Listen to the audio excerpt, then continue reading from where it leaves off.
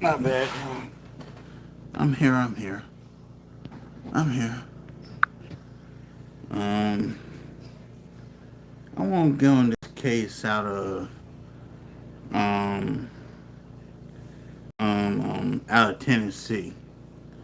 It's called the "You Broke My Heart" trial.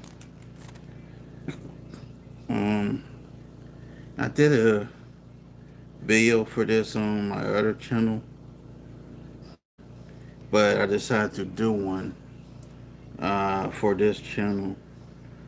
Um, I didn't do one. Um, I'm not going to do the whole thing. However, I believe the closing arguments and the verdict, y'all can figure out what went down. Shout out to ABC 24 Memphis for this. Let's get it.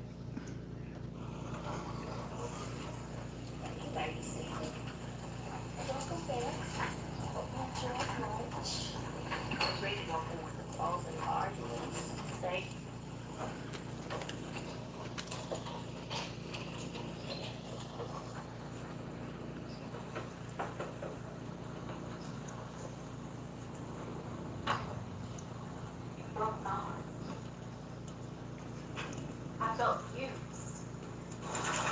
He broke up with me in a disappearing text message. Who does that to someone that they love? I wanted him to feel the pain that I felt. These are the words of the defendant, Latasha Gaines. And earlier this week, we told you that you would hear a lot of testimony. You would see some pictures, you would see some videos, but most importantly, we wanted you to pay attention. And a key part of paying attention is not getting distracted, not getting confused as to who the victim is. The victims in this case are Mr. and Mrs. Perry, not the defendant. The decisions that she made caused them to be victims. And once we're finished here today, you'll see that this case really isn't that complicated. It's kind of easy. She's charged with 3 counts: first-degree murder, criminal attempt first-degree murder, and employing a firearm during the commission of a dangerous felony.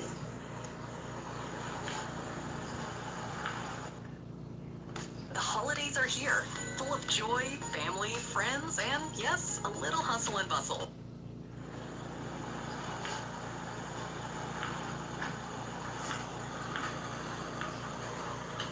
First-degree murder, and you'll see this in your jury instructions, is defined as a premeditated killing of another.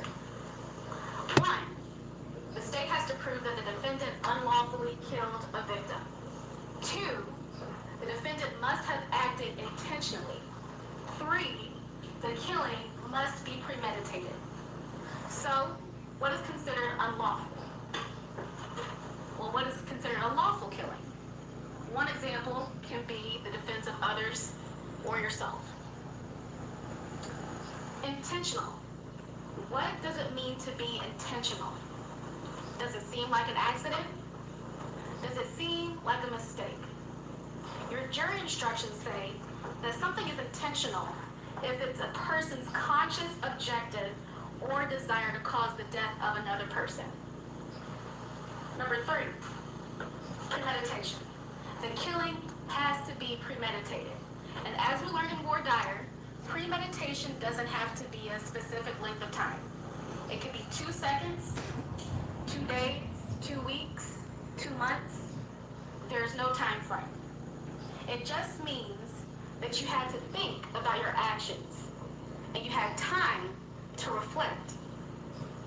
That could be as simple as stepping out of your car, raising your arm, the time it takes you to point the firearm at someone and shoot and kill them. Or in this case, it could be driving to the gun store, purchasing a gun, purchasing ammunition. Hold on. Gun, purchasing ammunition, leaving the gun store, driving 3 hours to Memphis to your married ex-boyfriend's house and knocking on their door. So this week, we started off hearing from Tabitha Perry. She testified that her husband was an executive pastor in Little Rock, and later he moved to Memphis along with her for a new position at Mississippi Boulevard, a prominent church here in Memphis. She also testified that they knew the defendant. They knew her from Little Rock when he was previously working over there. And on April 4th, 2019, Mrs. Perry heard a knock at her door. When she went to her door, the defendant was standing there. Now, she thought it was odd that Miss Daniels was standing there, but she didn't think too much of it because they had given their address out to several people at the church in Little Rock. After she let her in, Mrs. Perry and the defendant sat and talked about 20 minutes until Broadus Perry showed up. When Mr. Perry, the defendant even told you that they sat and talked for a while. She even took a drink. And once she decided that it was time to go, Mrs. Perry and Mr. Perry led her out of their doorway. And as Mrs. Perry was leading her out of the doorway, she turned back and she saw the defendant reach into her coat pocket, remove a gun, and shoot Mr. Perry in his own doorway. Once she did that, Mrs. Perry looked Hey, to her neighbors Cree. for help. Hey. She tried to get help, and then when she saw her husband lying on the ground, she went to go. Basically, this case is about a woman who has been twice married, twice divorced, becoming a side chick to a pastor, and her basically no longer not want to be the side chick. Now, she claims that she had the weapon to take herself out. Now, if that is true, why did you take said weapon and pop out him and pop out her? It tells me you're an MF liar. Now, I'm not going to... A part of me wants to defend this lady, and a part of me don't. Because, let's keep it a buck. You done been married and divorced twice. Could she be a broken woman? I want to say yes and no. Because think about it. I don't think she got in, and screw it, I might as well just say it. From where she was to where her side dude was 2.5 hours away. In that span of the 2.5 hours, all she had to do was bust that U-turn and say F this dude. She could have done that. Instead, she drove 2.5 hours to this dude's apartment and did what she did. With that being said, let's get back into the closing arguments and the verdict. And again, this happened in Memphis. Help. She tried to get help, and then when she saw her husband lying on the ground, she went to go help him. She pleaded with the defendant. Why are you doing this? Why is this happening? Please stop. Well, not only did the defendant not stop, she shot Mrs. Perry. And not only did she shoot Mrs. Perry, she reloaded her gun. Wait a minute, I didn't hear that part. Wait a minute. I knew that they said that she had enough ammo for her to reload, but I didn't even know that she reloaded the weapon. See, oh, they ain't nothing but premeditation. Here, he counts on Harbor Freight.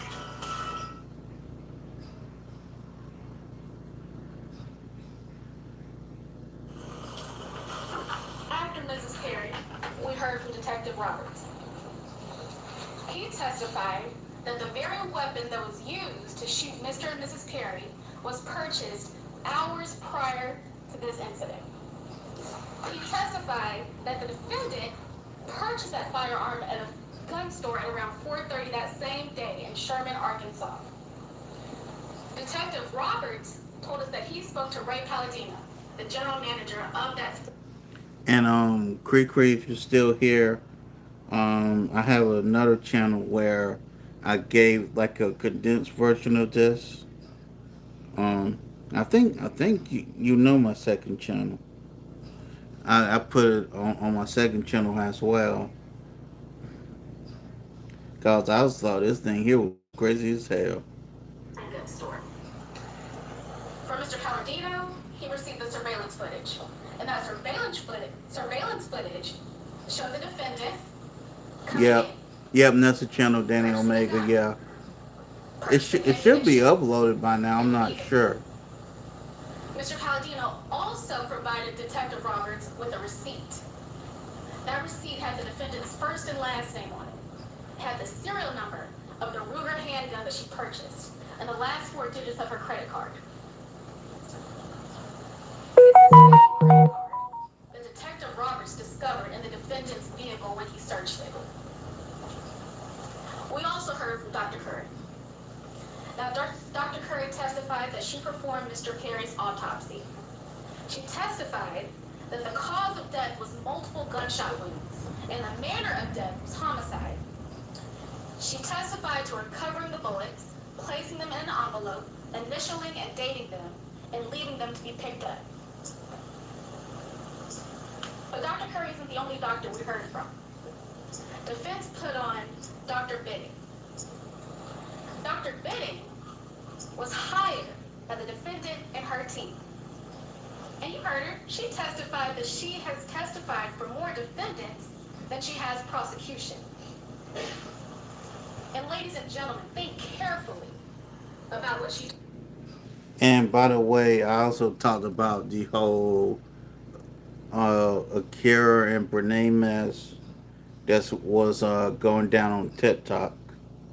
In the beginning, I really didn't care, but the fact that that the dude Tim decided to put the kids in the middle of their BS is why I covered it.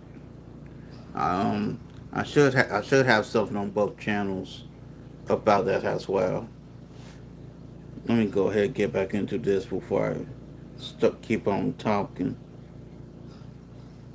Think carefully about what she told you.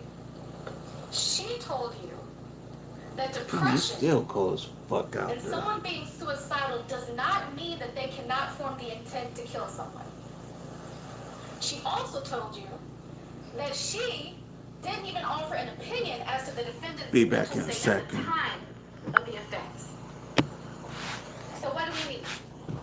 We need an unlawful killing, intent, premeditation, unlawful killing. Well, there was no self-defense claim, and the only other firearm found in the residence, found in the crime scene, was in a box under a nightstand in a completely separate room. Intent. I wanted him to feel the pain that I felt. He broke my heart. You heard that from the defendant herself. Premeditation. We'll take your pick. Whether it's the drive to the gun store, the time it took to purchase, choose a firearm and ammunition, the time it took to drive 3 hours to Memphis to her ex-boyfriend's house, or the 20-minute conversation she had when she finally went up to their apartment.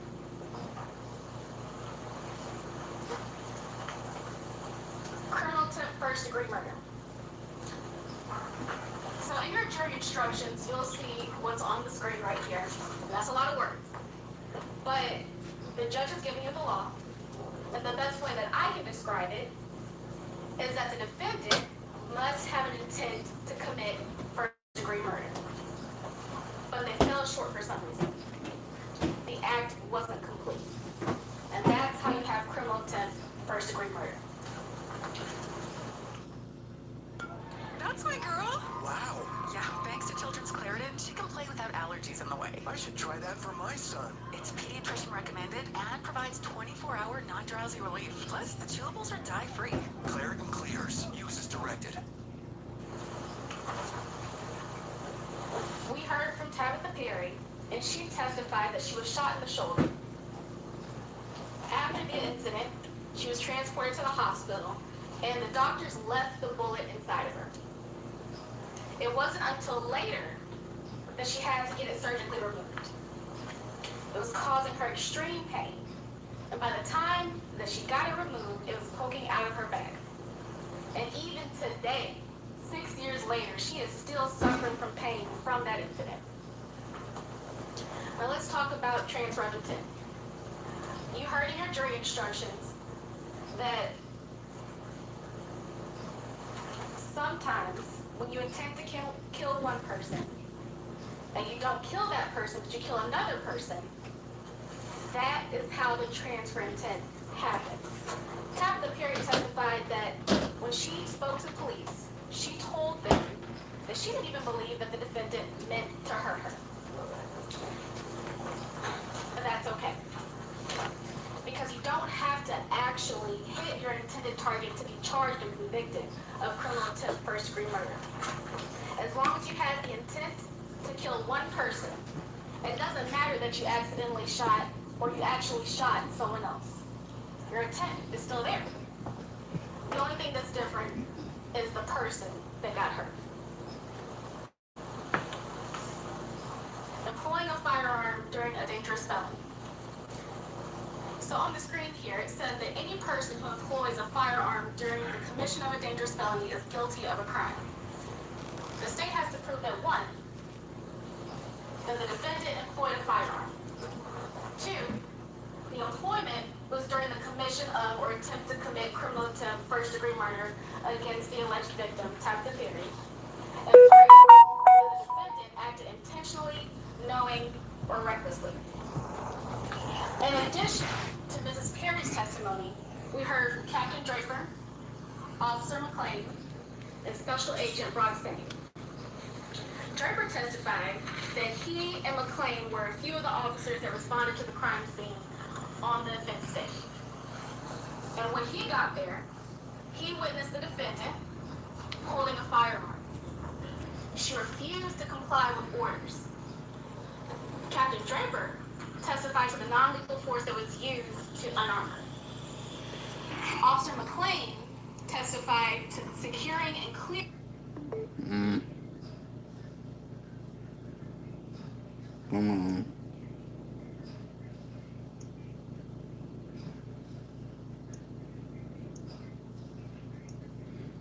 Clearing the weapon that the defendant had in her possession.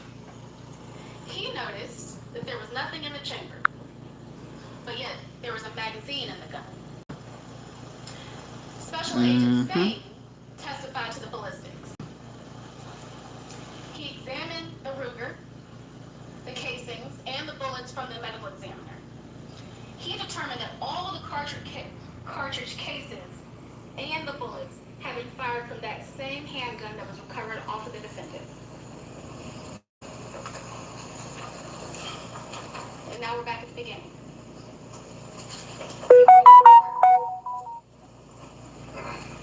So I'm going to purchase a firearm. You broke my heart. So I'm going to purchase ammunition. You broke my heart. So I'm going to take that gun and the ammunition and drive 3 hours away. You broke my heart. So I'm going to knock on your door. You broke my heart. I'm going to sit there and talk with you and your wife for about 20 minutes. You broke my heart. So I decide to leave. You broke my heart.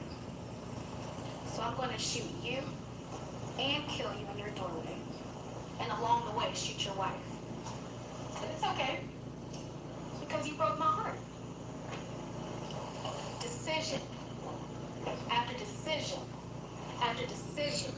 Ladies and gentlemen, if a broken heart was an excuse or a defense to murder, I wouldn't have a job. The standard of proof in this case is beyond a reasonable doubt. Not 100% certainty, not beyond all doubt, not beyond a shadow of a doubt. What's required is certainty that lets you rest easy at night. And now it's your turn. After you consider all of the evidence and apply the law that the judge has given you and use your common sense, the state is confident that your verdict will be guilty as charged. Don't let a broken heart distract you from the human life that was lost.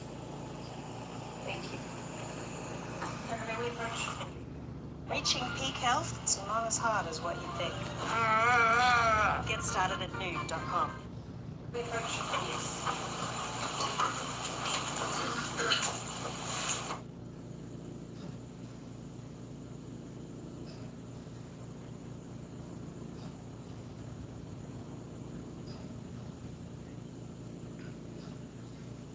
The reason it's silent because they're in the sidebar right now. Anytime the sound goes, that means they're in the sidebar, and the public is not privy to the sound bar. I mean sidebar, excuse me.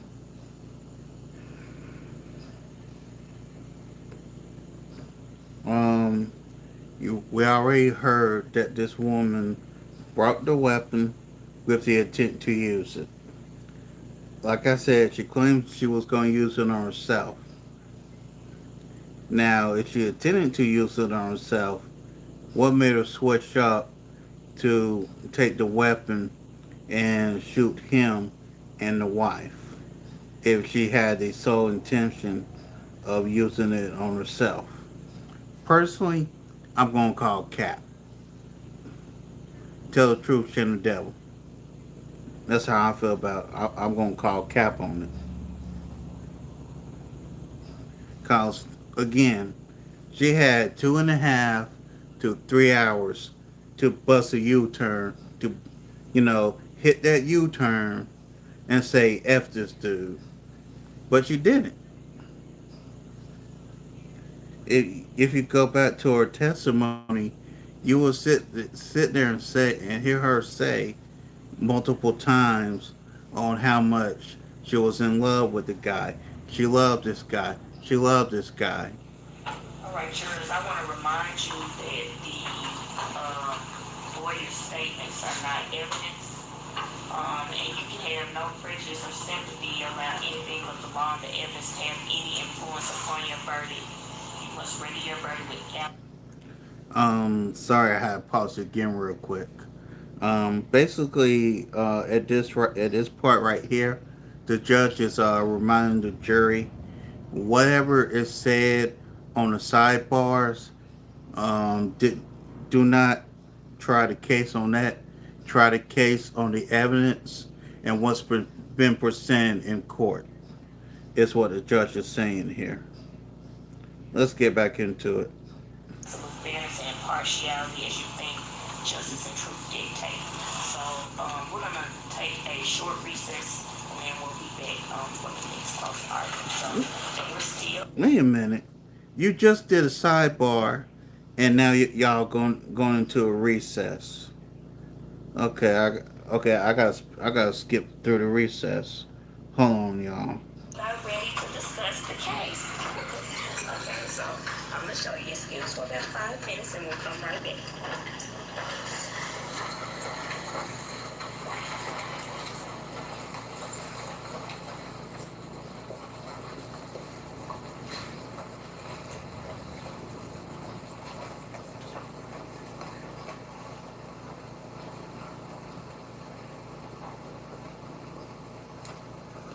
Okay, let me skip through this real quick.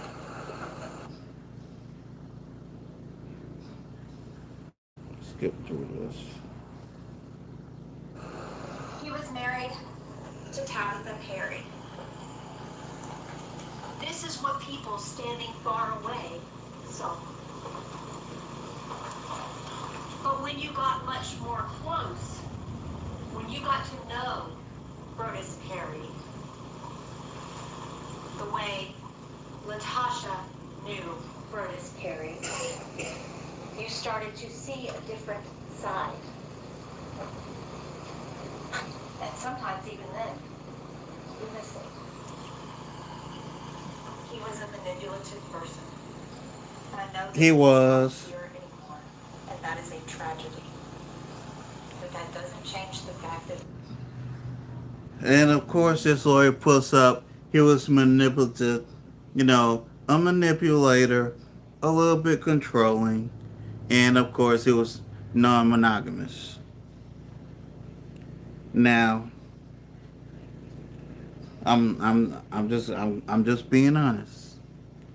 He didn't have to be monogamous to her. Number one.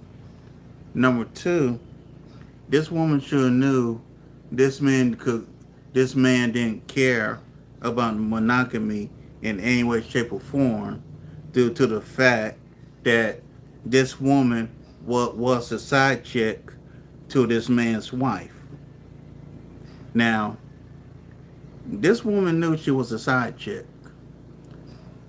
Now, most likely, she wasn't the only side chick, but she was a side chick to a pastor nonetheless. And those I use quotations on this guy calling himself a pastor. Cause how you gonna have that title and not practice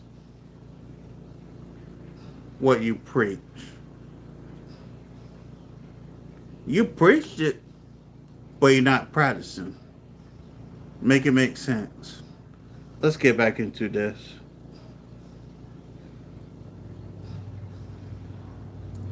Where are we? There we go. is a tragedy. But that doesn't change the fact that during his time on And what's that? he manipulated the women. He was controlling. And he wanted this lifestyle of ethical non-monogamy. Regarding the ethical non-monogamy, that was, when I talk about the manipulation of women in his life, that was a big source of it. He manipulated Tabitha into thinking, oh, this is just something that I thought about. It's okay that you don't want to do it. He manipulated Chriselle and Danielle, who he had the Marco Polo group with, in that he made this whole fiction where his wife was completely on board with this, and he was living this open, honest, and transparent lifestyle where he was... Hold on. So let me get this straight. Oh, pastor won the title of pastor, but he wanted to be, quote unquote, in open marriage. Can somebody help me make this make sense? How are you going to be a man that wants an open marriage, but yet you want to sit there and call yourself pastor? Make it make sense. ethically engaging in non-monogamy. As a pastor of the church looking for a group of people who would sanction his behavior, he found these women, educated women, and lied to them about this. I know I'm probably going to get put on blast for saying this, but I'm going to say it anyway. It doesn't matter if you're an educated or a non-educated woman. If a man's going to play you, he's going to play you. That's just the way it is. He manipulated Latasha in so many ways. But regarding the ethical non-monogamy, his position was, my wife says it's okay, so my girlfriend should not be saying no. Even to Latasha, he lied about Tabitha being opposed to this lifestyle. When Latasha got involved, she thought Tabitha was on board with this ethical non-monogamy. And she was not. What if your next social ad was on TV? You already run social ads, but what about running ads on TV? Doesn't have to be some confusing process. Non-monogamy. And she was not. We heard from Brodus Perry manipulating these women. Those are an issue at home. I get it, but it is an issue. I have been though, so if we talk, let's switch to something a little more serious. You know, for me, our agreements have been simple, right? No exes, nobody from Jacksonville, Florida, which is home for us, and nobody in the city that you live in, we currently live in, which means nobody in Memphis. That was the case, of course, in Little Rock outside of Girlfriend, because Girlfriend is kind of happened as a short version when she decided to open up the marriage and allow me to be open inside her. Girlfriend's a therapist, right? And she didn't go there for therapy, but she asked us some questions. And based on this therapy session she had with this other lady. And she was asking her some questions, and she just said, well, this is what I'm going to let you do, blah, blah, blah, you know, it is what it is, go from there. She asked her some questions, and so she was like, I got a couple questions for you. And, you know, they were going to play tennis together. She was a client leaders, and so we had rapport, like we had rapport. And she asked a question, and was like, yeah, Maze, I'm thinking about this, and what do you think about this, or what do you think X, Y, Z could potentially become?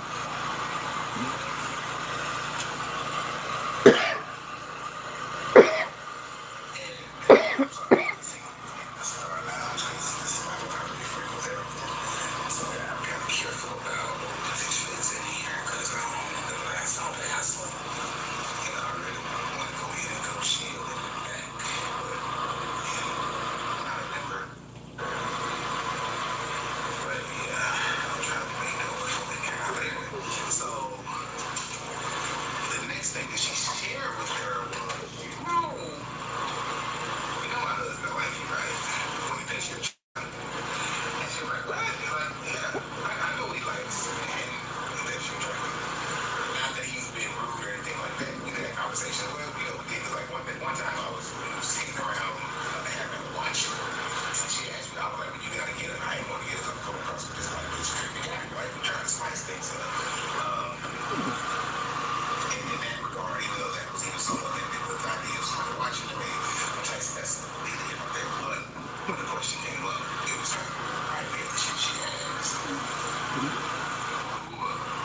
Which one? And that was the first thing I said. She said, I know you like it. I know what. So anyway, so she said, like, you know, and she said, if you were interested, just, I'm not saying that you are, but I'm also saying I'm giving him this X, Y, Z, and he may.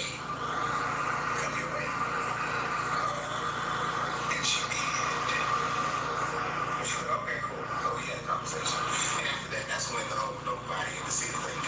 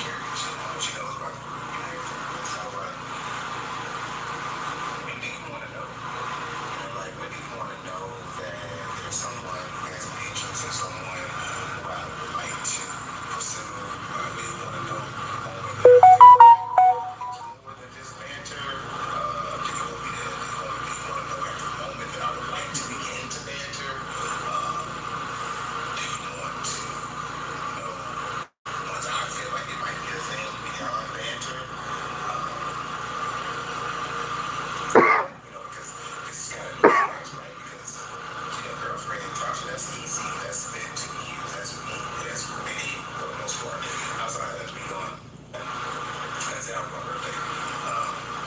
But it's kind of been easy in that regard. So just trying to figure out what does that look like. So I'm just kind of really thinking through where I am with that, right? Where in terms of so there's a lot of newness. Kind of say that just to say that there's some.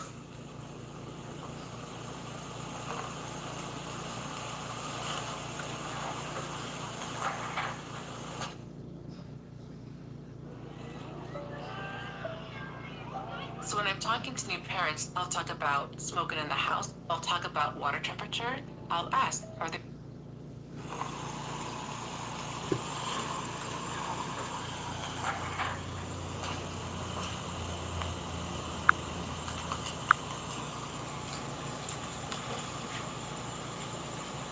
Like I said, just to say that there's still a lot of newness even in this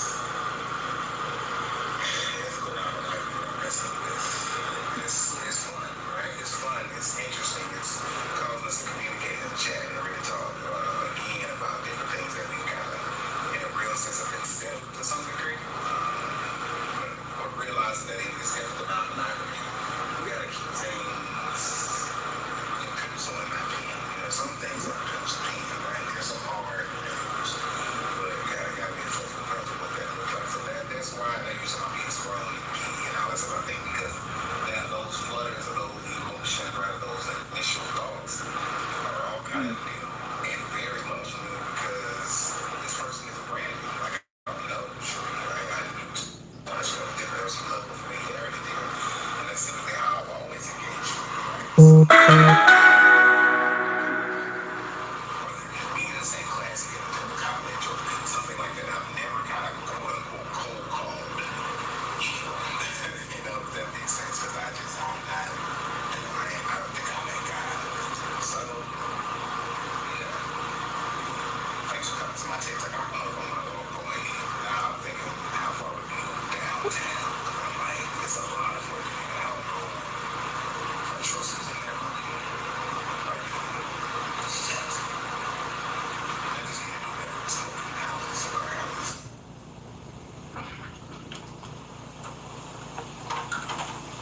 I'm just, your opinion matters to me because we are in this relationship, but at the same time, like I told us from the outset, I want to be respectful, but I also want to let you know that, your opinion matters, but at the same time, I don't want you to put me in a box, right? Because while we talk about it in theory, this is now the practice part. And with Tab being perfectly fine with, the situation, because how I've handled and been honest and transparent and open with her with regard to this current relationship, me expanding it is not an issue for me. Basically, she told me, hey, we can talk about it when you think it's worth talking about. The way that you handle this, I'm fine with it. I trust your judgment because you haven't given me a reason not to.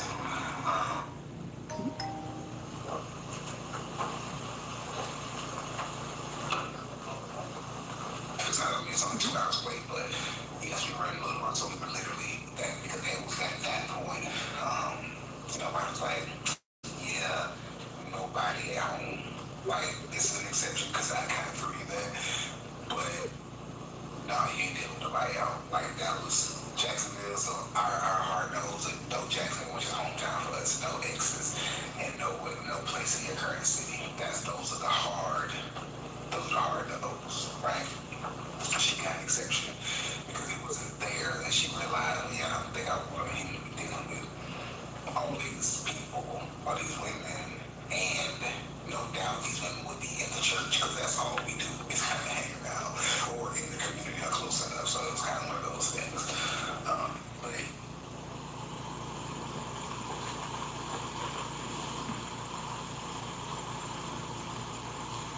those are Well, that's one hell of a PowerPoint. Approximately 13 videos where he talks and talks and talks, and none of it is true.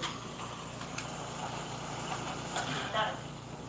You heard Tabitha sitting on the stand saying, my hard nose were all of those things and then some. My hard nose were him seeing anyone outside of our marriage. But that's not what he told Rochelle. That's not what he told Danielle. That's not what he told Latasha. Mm. He created this world. Let me pause this. Notice outside of the Latosha woman, there were two more names that were just mentioned.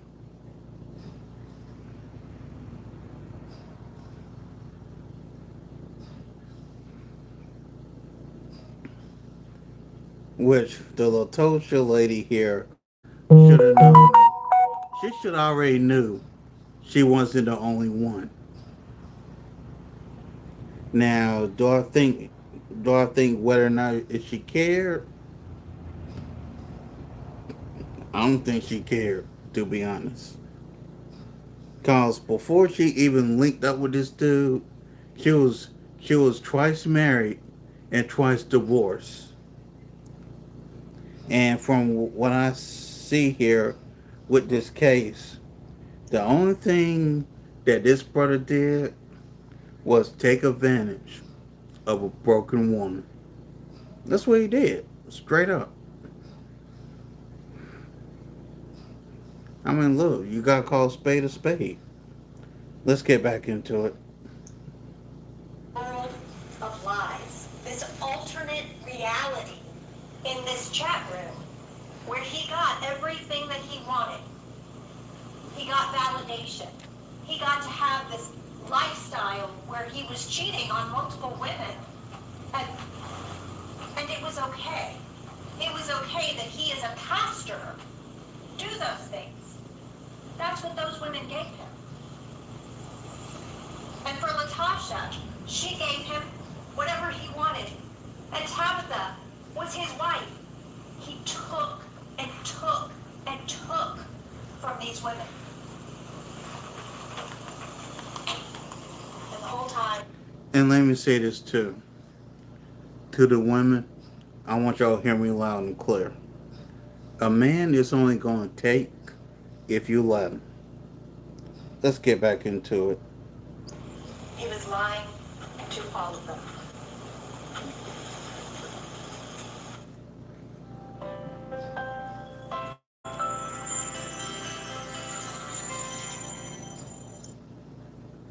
To all of them. I want to talk to you about Latasha Daniels. From far away, Latasha appears to be a professional, educated, well-rounded woman. She's a licensed clinical social worker and went into a professional church member, active in the church, a life group leader, selected among the thousands of people in the church, and placed into a position of leadership by Brodus Perry. Did you notice in the one video, he said, what I typically do is engage with women from a position of familiarity. He knew how to attract the type of woman that he was looking for. And Latasha, when you got to know her and you got to see all of the details that make her up, she was exactly what he was looking for. She was so vulnerable because of the happiness being completely drained from her marriage, from the total lack of any emotional connection with her husband of 8 years. The traumatic history that she has had since a childhood, and always being told to keep a good face on. Her history of mental health, suicidal ideations, suicidal attempts, her dependency on other people.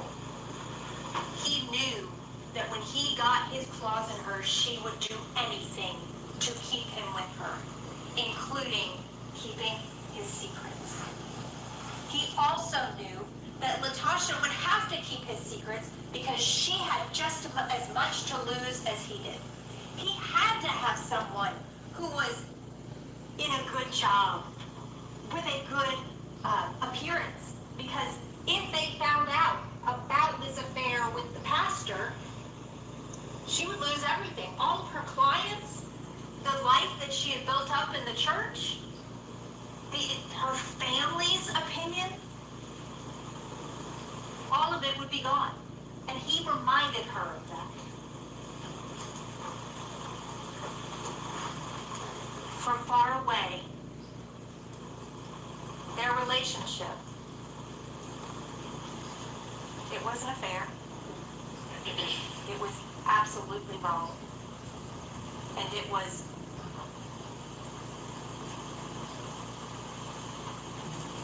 neither of them took Tabitha's feelings into consideration. Neither of them. And they should have. Tabitha did not deserve that. But especially at the beginning, if you look at that relationship more closely, there was a lot of love there. Latasha built her life around this man. He liked bourbon, so she started learning bourbon. He liked cigars, so she started learning about cigars. She got him into running with her. They joined a biking club together. All of these things that they built. This woman who came into this relationship so starved for love and affection was receiving it, finally. And she never wanted that to stop. But when you looked at it more closely, you could also see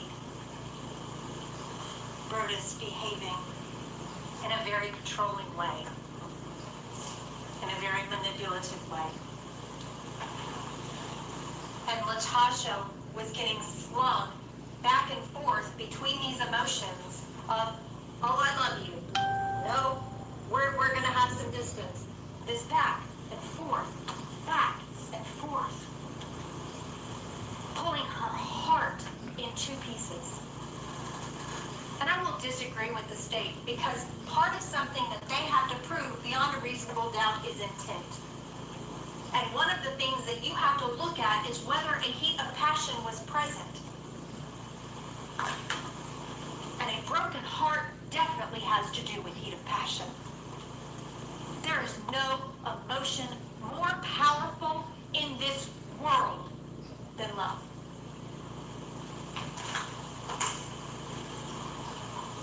When she was with Brodus, Latasha was required to follow certain rules. Rule number 1 that she learned on day 1. You download the Confide app, you use it the way I tell you to, and you only communicate with me in this manner unless I tell you different. You want to go hustling again? She banks the child, so she's racking up cash back on everyday purchases. Smart. Rule number 2. When Brodus took trips, Latasha was expected to be there, and she had to pay her own way, whether she had the money to or not. Rule number 3. Latasha was not to call anybody. Even in the case of a medical emergency, she was supposed to call Pastor Pointer. He knew about their relationship. He would get Brodus help, and nobody would have to find out about Latasha. Rule number 4. Latasha was not to approach him in public. He was only to approach her, because she didn't have a way of knowing if he was with someone for the church or with another pastor that may not know about their relationship. Very strict rules on what and when she could say to him. Rule number 5. When she was in a hotel room on one of their trips, she was to remain naked. Rule number 6. Towards the end of their relationship, Brodus added that she should always respond to him with either yes sir or no sir. And Latasha followed all of those rules because she loved that man. And she loved the love that she felt like she was getting. And then things changed. On March the 15th, Brodus behaved in a very different way. He treated her like a piece of trash. Like someone who was there for his use, not his love, not worthy of his affection. And something in Latasha broke that day. And she decided that she was going to end her life. And yes, she did want him to feel that pain because it was so much pain in her. And she came and never once threatened him. There was never a single allegation that she put him in any danger or threatened him or ever even pointed the gun at him. She actually gave the gun to him once he talked to her for about 2 hours.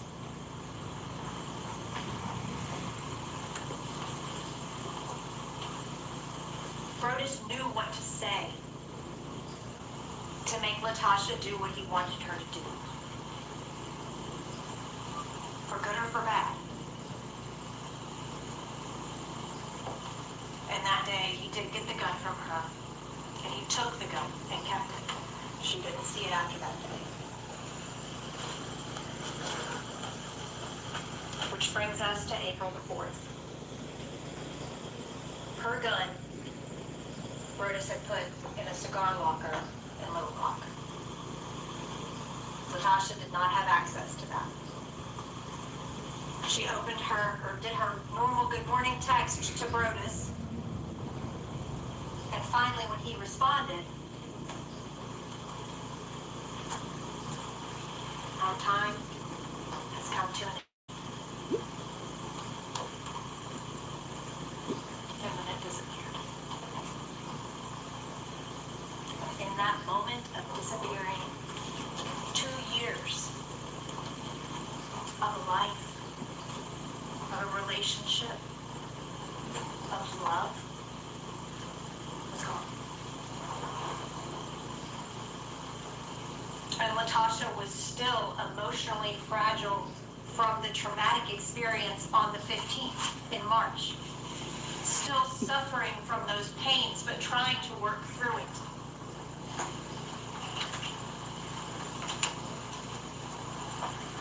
And she decided that she was right the first time. She didn't need to be in this world. She couldn't be in this world. Not anymore. She had built her whole life around this man. And he broke up with her in a disappearing text.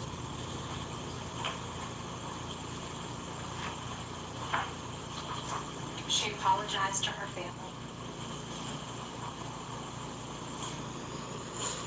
And tried to make them understand that this is not something that she just thought about, that she's been struggling.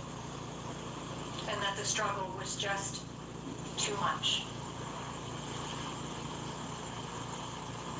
For this deeply religious woman to feel like God couldn't answer her prayers anymore because she was so deep down in this depression is just heart-wrenching.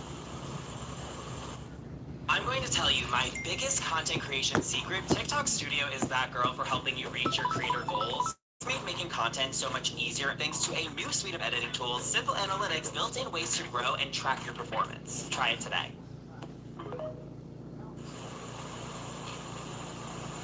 And that was at 3:14 p.m. on April the 4th.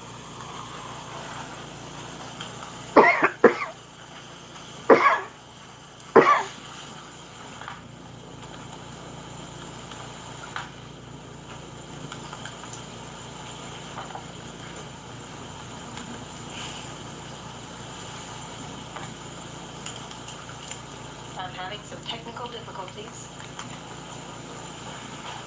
Okay. There we go. And so, after writing that suicide note, she did go to buy a gun. She didn't have one anymore, and she was going to kill herself. Yes, she planned to go buy a gun. That happened. She did not plan to go buy a gun to hurt anyone other than herself. She walked in, and you heard Mr. Palladino talk on the stand about the range of sizes and weights and prices. If you recall, when he talked about 9mm weapons, he said the cheapest 9mm weapons are in the 200s. He said that the gun that she chose is a small gun. The gun that she chose is a light gun.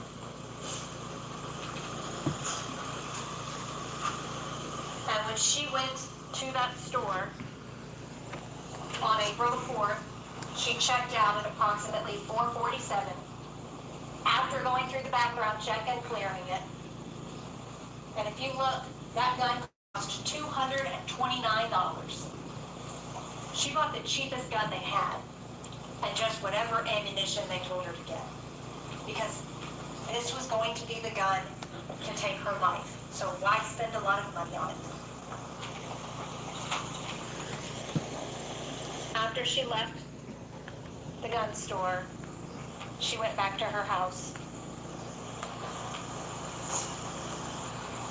She did not want to stay there long because she was afraid her adult son would come home. Poured the bullets out on the bed, grabbed a handful, shoved him in her pocket, shoved the gun in her pocket, and left after leaving him as much money as she could leave him. I think it was $500. She got in her car and she started to drive. She was not driving to Memphis, Tennessee. She was driving to Jacksonville, Arkansas, to Johnson Park. This was a place that had particular significance to her because of various names associated with it. Curtis Perry was from Jacksonville, Florida. Her ex-husband's last name was Johnson, and her dad's name was Ray. All of those were men that had hurt her in her life, but that she had also loved immensely. She did not want to commit suicide at home. She did not want her adult son to find her, to have to go through that.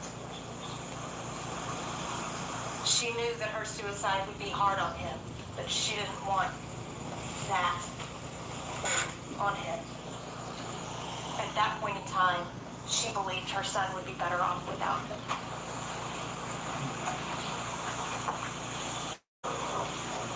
As she's on the way to Jacksonville, Arkansas, she looks up and sees a sign. And that sign said, "This way to Memphis."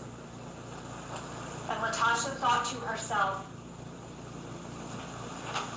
if I can just see him one more time, I can find out why he is doing this, why he wants this to be over. Maybe I can change his mind. Maybe he will see that he still loves me. Maybe he will tell me that I am still worth loving. Maybe he will give me that reason to live.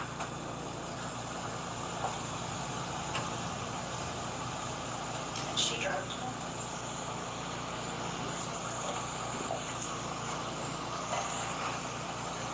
I want to ask, how many times have you been in your car running through thoughts in your brain as they race, and you analyze, and you're thinking, and all of a sudden you look up, and you were like, how did I get here?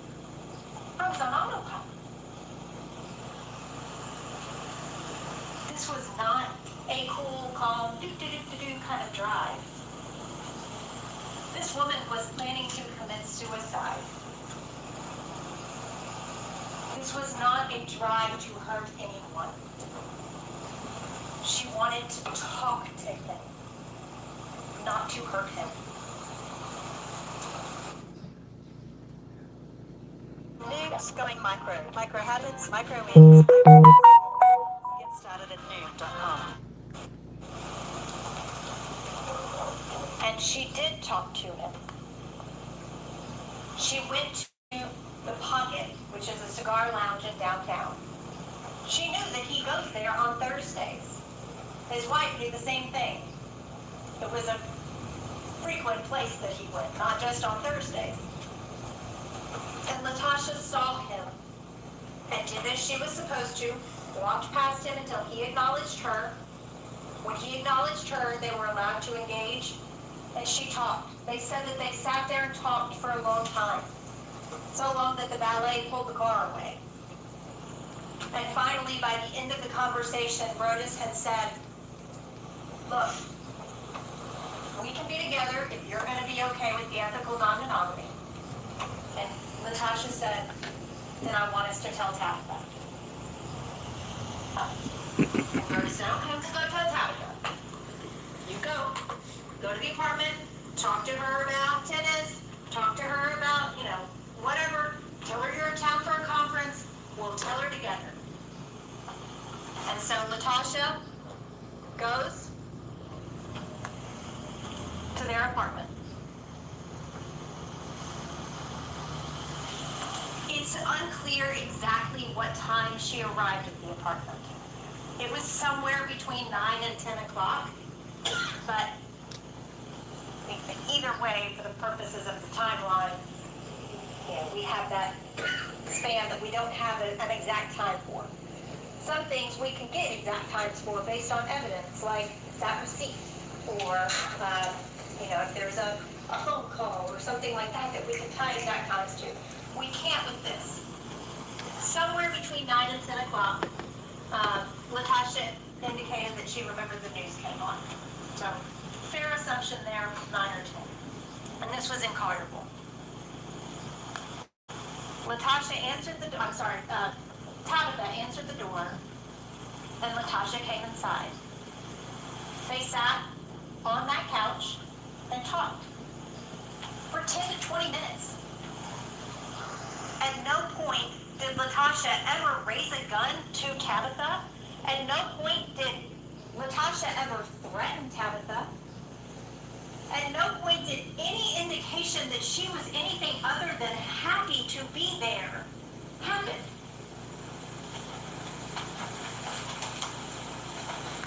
And then Brodus got home. And when Brodus got home, Tabitha described him as being very agitated when he saw Latasha. Did he think he called her bluff? That she wouldn't really go? He knew that she was having second thoughts. Did he really think that she was going to go into the apartment and tell Tabitha after 2 years? And she was there. And he was facing down the possibility of having to confess to his wife. And instead of doing that, he offered her bourbon. He talked to her about why she was in this why she was here for a conference. And Latasha, when he walks in, becomes confused and off balance because she thinks this big conversation is about to happen, and he's just making small talk. Even going so far as to say, well, if you're drinking, we probably need to clear those clothes off the guest bedroom. Latasha had never been there. And when she was there, Tabitha testified, and Latasha testified, that she didn't go into any of the bedrooms. She stayed in the main living area. That's a picture of the guest room. How would Latasha have known that there were clothes all over it? Unless Brodus said, we would have to take all those clothes off the bed.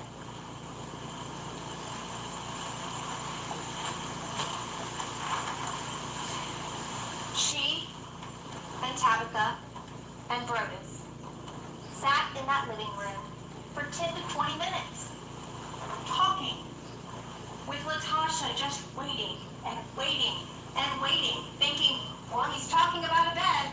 Maybe we're gonna segue there. And he wasn't even making eye contact with her. At a certain point, he stopped even truly acknowledging her and just started talking to Tabitha. And Latasha realized he's not going to do it. He's not going to tell her. This doesn't mean enough to him. I don't mean enough to him. So I'm just going to go. I'm not going to bother y'all anymore. She does want to know why. Access the benefits you've earned. GovX. Savings for those who serve.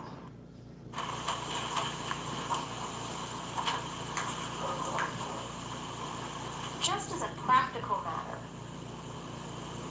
does it make any sense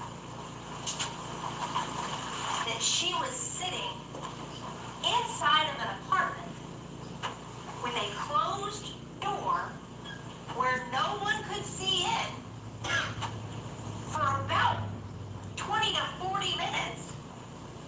If she was intending on killing them, why would she have done it when they were sitting in there in private? Instead of after Tabitha walks out the door into opening it up into the outside. She is outside. Latasha's standing in the doorway. If this was a cool, calm, reflective judgment, why would she wait until that point in time? If this was the plan, why would she have not done it inside the apartment? Does that make sense? But instead of harming anyone inside of that apartment, Latasha got up to leave. And when she got up to leave, Tabitha went first and came out the door. And then Latasha was standing in the doorway, and Brodus was slightly behind her. Tabitha made it all the way down to the stairwell before she realized that Latasha and Brodus were not behind her. When she turned around, she saw Latasha pull out a gun and shoot Brodus. That happened. What she didn't see and what she didn't hear was the conversation that Latasha and Brodus were having at that door, where she said, "Walk me to my car. Be a gentleman. It's nighttime. Just walk me to my car." And Brodus just said, "Tabitha will do it."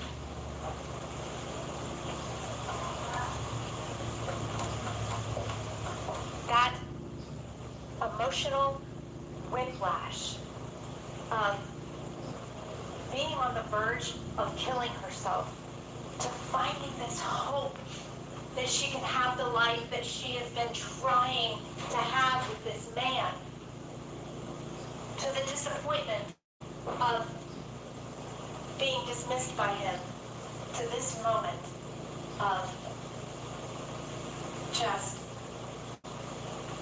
indifference, shattered her. Absolutely shattered her. And when she reached into her pocket to find her keys, she found her gun. And when she pulled her gun, that was not a calm and cool and reflective action. That was a heat of passion.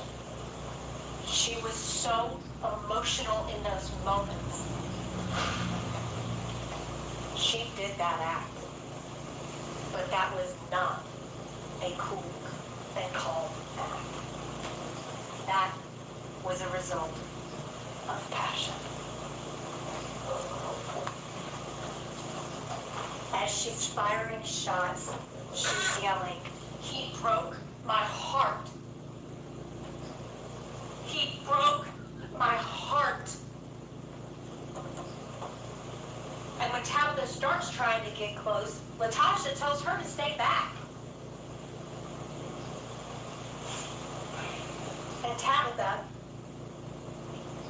who is very confused in the situation at this point, dives in front of her husband and tries to shield his body with her body. And during that process, had a bullet hit her in the shoulder.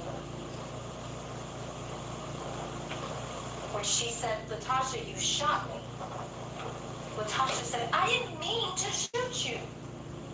And Tabitha even told the police that she believed that Latasha was not trying to shoot her. Tabitha felt like all of this emotion was directed at Brodus, because it was. But it was a emotion.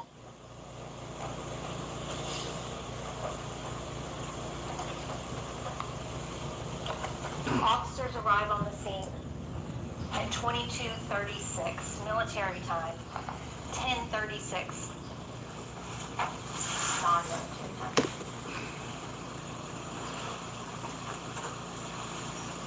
When the police arrive, We got good energy. All damn day. Neurogum admits. Latasha still has the gun in her hand. Tabitha had told her, "Go, just go. They're coming. I can hear the sirens. Just go." And Latasha couldn't move. She couldn't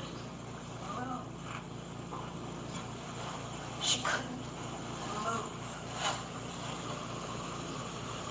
And when the police were yelling at her, telling her to put down the gun, what they saw and what they described was her staring blankly and talking softly to herself and repeatedly putting the gun up to her head or up to her mouth or up to her chest and eventually crouching down on the ground. And Officer Dunlap testified that he would have noticed that that slide was back and that chamber was empty. He didn't see that. The circumstances when the police got there, they're trained to assess. And they have this thing called the use of force continuum that officers kind of make a judgment on. Do I need to put my hands on this person? Soft hands? Or do I need to pull my sidearm and kill this person? And there are things in between. Do you believe that if the police thought that she was about to shoot the officers, or Tabitha, or Brodus in that moment, do you have any doubt that they would have shot the guns that they had trained on her?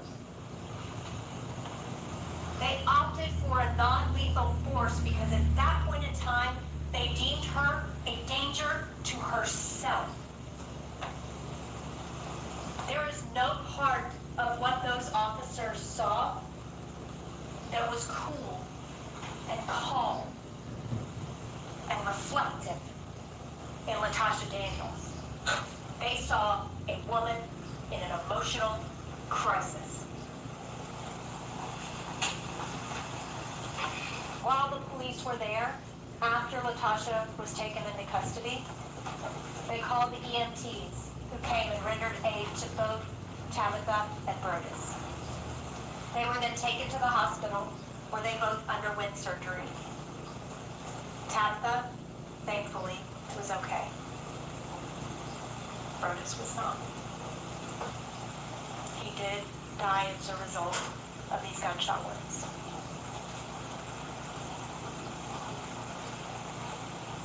That has never been in dispute. There are several things that are not in dispute. It's just a difference of whether you look at it from far away or come in close to actually analyze it, to see the details that make it.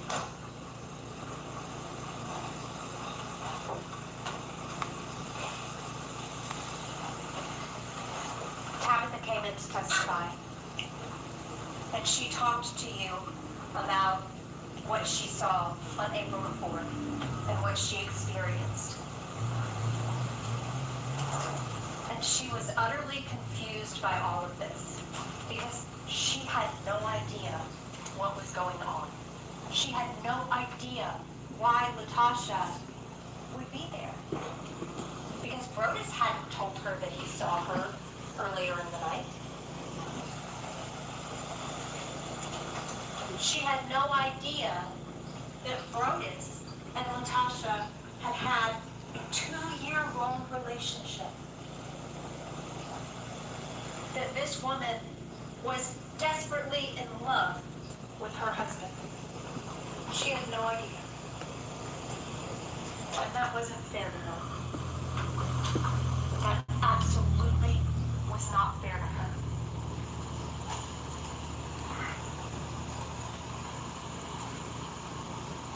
But even Tabitha came forward to say that she didn't think that Latasha meant to shoot her.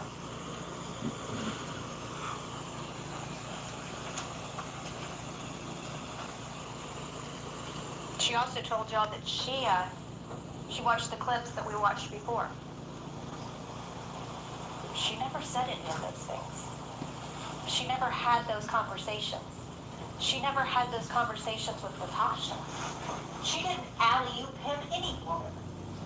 The hard nose for her was anyone. But he lied to his wife about that. And he lied to Latasha about that. He lied to Chriselle and Danielle about that. Hi there.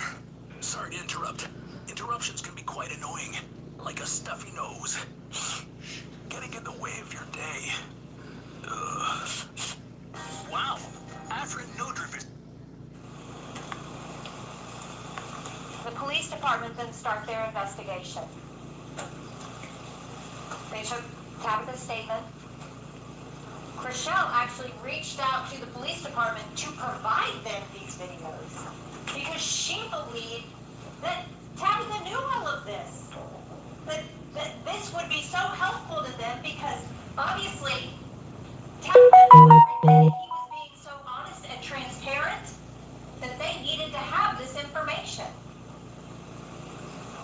Instead, they handed over evidence that showed that Brodus was manipulating all of these women. They collected the receipt. They collected the video surveillance from the gun store.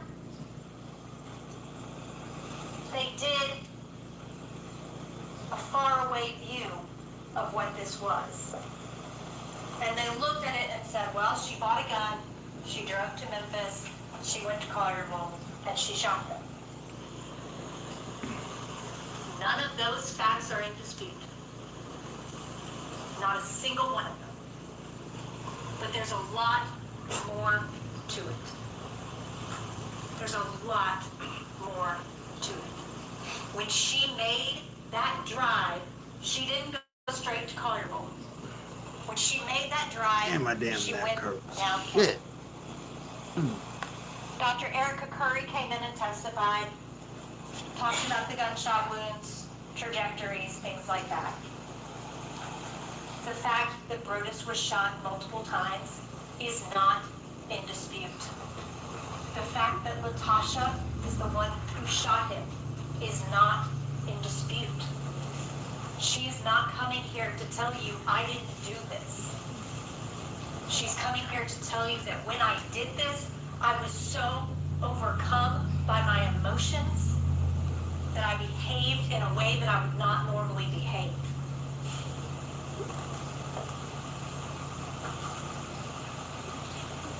I would note, with the autopsy, it does show no stippling, no muzzle imprint. What that means is that the barrel of the gun was 3 feet or more away. When Latasha was describing where everyone was sitting, and I believe Tabitha did too, Brodus was sitting directly next to Latasha. He was in the blue chair. She was on the end of the couch. She was within arm's reach of him. And nothing happened. The other doctor that testified was Dr. Binning. She is both a clinical and a forensic psychologist. The difference in those two things are one can kind of look at your whole picture and gather information for a legal process, and the other one can gather your whole picture and look at it for a diagnosis process. She does both of those things. And she has a very impressive CV to go along with it. And when she met with LaTosha, she did find a significant trauma history. She did not find malingering, which means no evidence of the fact that LaTosha was not being honest in her answers on these psychological tests. She actually found that she tended to underreport her symptoms, which was consistent with her history of always having to put on a good face. Dr. Bidding does not just blindly rely on what someone tells her. She listens to what someone tells her and then compares it to outside sources, especially for that legal process. And she did that here. And she found evidence to corroborate what LaTosha was telling her. She read the police reports, including narratives about LaTosha's appearance on the scene. She read Tabitha Perry's statement describing what had happened. She watched the video of Brodus Perry talking to Chrishell and Danielle about seeing LaTosha at the cigar bar that night before going home to Carterville. He read LaTosha's journals. She read LaTosha's journals. And all of those corroborated what LaTosha was telling her. She had a history of depression, and she would not, the state was right, she would not offer an opinion on her state of mind at the moment of the offense. And that's what matters legally, is at the moment. However, she did have a position about her mental state around the time of the offense. The reason that she could not speak to at the moment of the offense was because LaTosha has trouble remembering those moments. Just like Tabitha did. Because trauma can do that to your memory. Around the time of the offense, again, corroborating by all of those items of information, she believed that LaTosha was exhibiting depressive symptoms and emotional dysregulation. She was in turmoil. Have you ever wondered what the difference is in a frame that looks like this with clear glue and a frame that looks like this with red glue really is? We'll show you those differences and why these premium red glue frames actually make your prints better. There are She told you sometimes people who truly want to die are hoping that someone will give them a reason to live. And that's what LaTosha was doing here. When she parked her car in downtown Memphis, she truly wanted to die. But she was hoping with every part of herself that Brodus would give her a reason to live.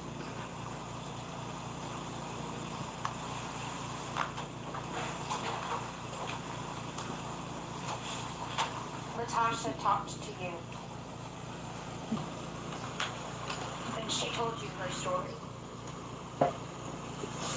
From a young age, all the way up to reaching out to Brodus for counseling, through their relationship, about his rules, about her love, about the fact that he had told her that Tabitha was on board with this. He just hadn't told her yet about LaTosha. She told you about that emotional whiplash that she suffered for that last month leading up to April 4th.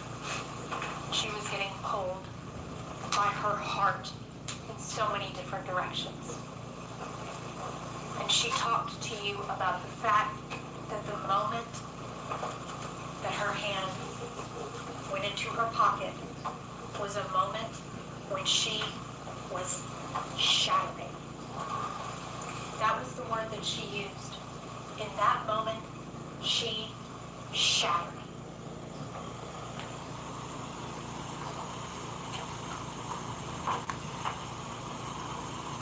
The timeline in the case supports what Latasha told you happened. At 3:14, we have a suicide note written, which is before going to buy a gun. She then takes a quick trip home and then leaves for the park. Driving down 440, where there's a split for Memphis. She proceeds towards Memphis and arrives downtown. Speaks with Brodus for a long time. Latasha then drives to Carterville, sits in the parking lot, calls Brodus, starts to have second thoughts, and Brodus says, no, go on it. Go on it. Latasha goes to the apartment. Tabitha lets her in. They talk for 10 to 20 minutes. Brodus arrives back home. They talk for 10 to 20 minutes, and then Latasha says, I'm going to leave now. Police respond at 22:36, again, 10:36 Central Time. And by 10:36, Latasha is still standing there with the weapon in her hand. If she left Arkansas at 5 o'clock, and it only takes 3 hours to get to Carterville, why was it 10:36 when police arrived? Unless there was something that happened in between. And we know that there was something that happened in between because Brodus made a video saying, guess who I just saw as I'm walking out of the cigar lounge? What Miss Daniels came here to tell you. And I can tell you, sitting on that stand is not easy. Especially talking about the things that she had to sit up there and talk about. She's not proud of what she did. She is extremely remorseful for what happened that day. When the prosecutor during cross-examination said, you went there to shoot him, didn't you? She said, no. No, ma'am, I loved him. I would never hurt him. No. That was not my intention. Because she didn't come to Memphis to hurt him. She was planning. And she walked into that apartment happy to be there in the hopes that she would get some semblance of that love back.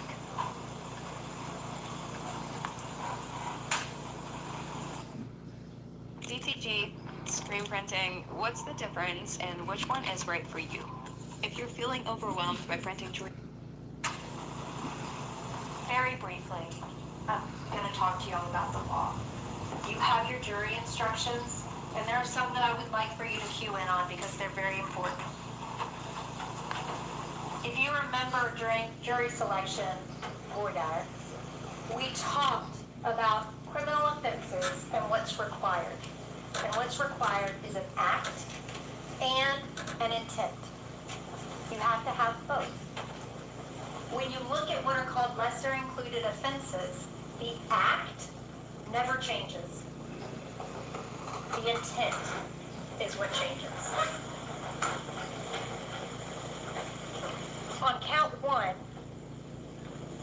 the lesser included offenses are the following offenses: first degree murder, second degree murder, voluntary manslaughter, reckless homicide, criminally negligent homicide. As I told you, Latasha Daniels pleads not guilty to first degree murder. I submit that the appropriate charge in this case as it pertains to Brodus Perry is voluntary manslaughter. Voluntary manslaughter is an intentional and knowing killing that occurs during a heat of passion. That is exactly what the facts before us in this trial have laid out. Premeditation requires the exercise of reflection and judgment, careful consideration, sufficient freedom from excitement and passion so as to be capable of premeditation. When you are in that emotional state of passion, you can't reason properly. That's why premeditation requires the absence of all of those emotions to truly and thoughtfully judge and reflect on your actions before you take them. The emotions cloud that ability and impair that ability. A heat of passion means any of the human emotions, known as anger, rage, sudden resentment, terror, or similar emotions, which render the mind incapable of cold reflection. I submit to you, ladies and gentlemen, that that is exactly what we have here. This was a voluntary manslaughter. This was not a first-degree murder. And I've told you from day one that Ms. Daniels was not coming here to tell you I didn't do anything wrong. She knows what she did was wrong. She feels that every day. But that doesn't mean that that was a cool, premeditated act. Count 2, the account pertaining to Tabitha Perry Archie. Criminal intent second degree, criminal intent voluntary manslaughter, and reckless endangerment. Those are the lesser included offenses as they pertain to her. I submit to you that the actions that led to Miss Perry's injury was reckless endangerment. The process that involved Miss Perry getting shot, she actually put herself into that line of fire, and Miss Daniels did not even mean to shoot her. Miss Perry even believes that Latasha was not trying to shoot her. Tabitha told the police that. Tabitha told y'all that. The police told you that. She tried to shield Brodus, and in the process she got hurt. And that was an unacceptable risk that Latasha took when she fired those shots. And she should have known that firing those shots in that apartment could have ended up hurting Tabitha. And that's exactly what happened.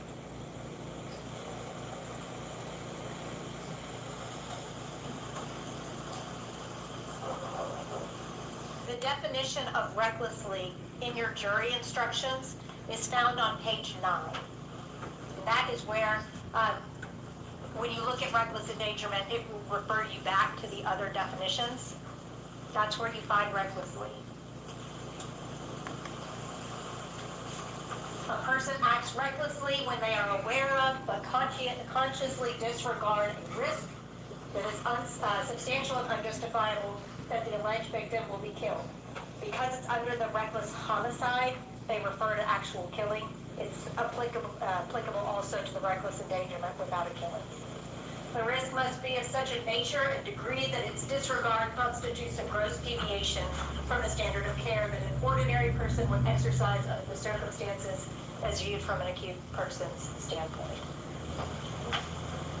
She had absolutely no intention to hurt Tabitha, but firing those shots was a risk that she would. And she did hurt Tabitha. I submit to you that the appropriate charge on count 2 is reckless endangerment. As a nurse, we're spending more time in direct patient care than any other specialty in the hospital. That is such an opportunity for nursing specifically to have those. The appropriate charge on count 2 is reckless endangerment. All of these must be proven by the state beyond a reasonable doubt. We talked for a long time in voir dire about beyond a reasonable doubt.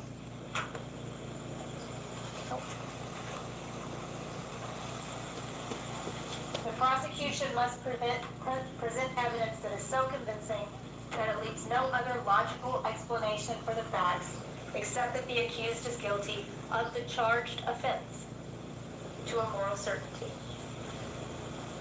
One of the elements that must be proven is the intent, is Latasha Daniels' intent.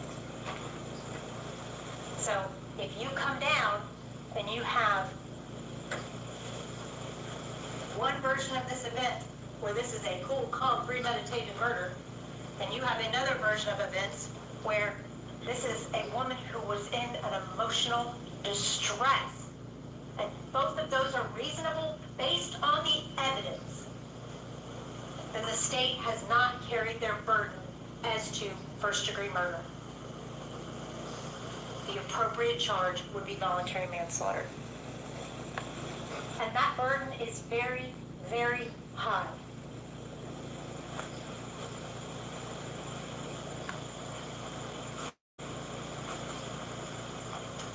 You can see both of those things if you step back and look at it and understand that while you may see two faces, you may see an apple core.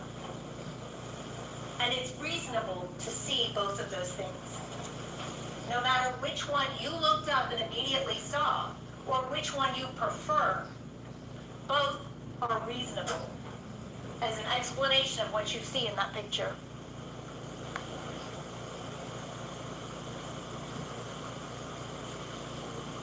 This is the state's case. From far, far away, looking at these facts. Facts that are not in dispute. But they are missing the actual picture and showing you something that isn't really what this was. I'm asking you to look at all of the evidence that has been presented to you over the course of this week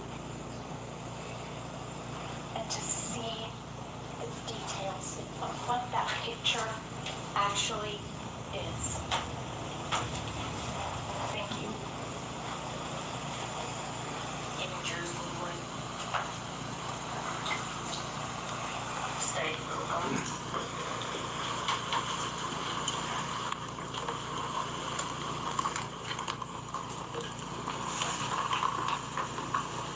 You've heard all the evidence and most of the arguments.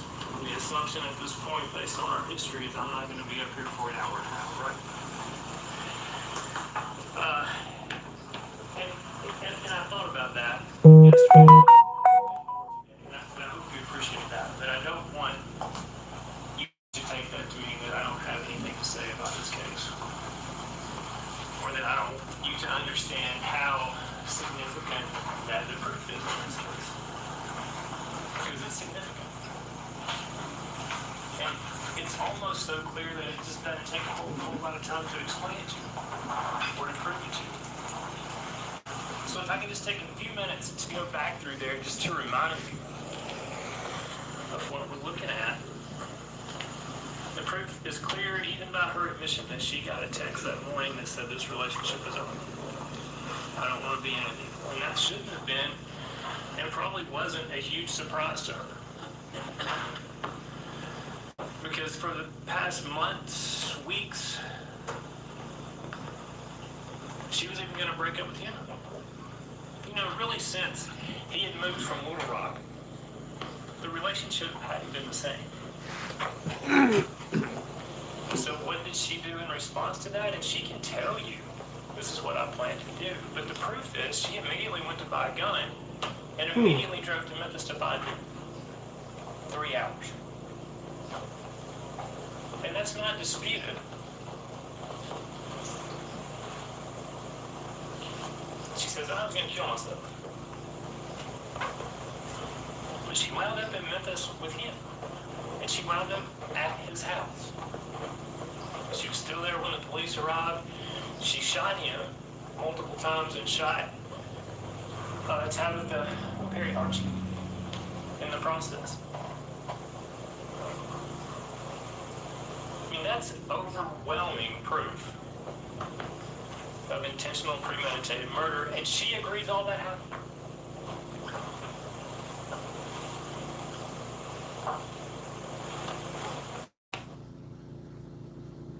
Now play. I got all on my land. God, give me the ears to hear it. When her faith was tested, What's the damage? This might be the end of the road. You give them so easy. she inspired a nation to believe.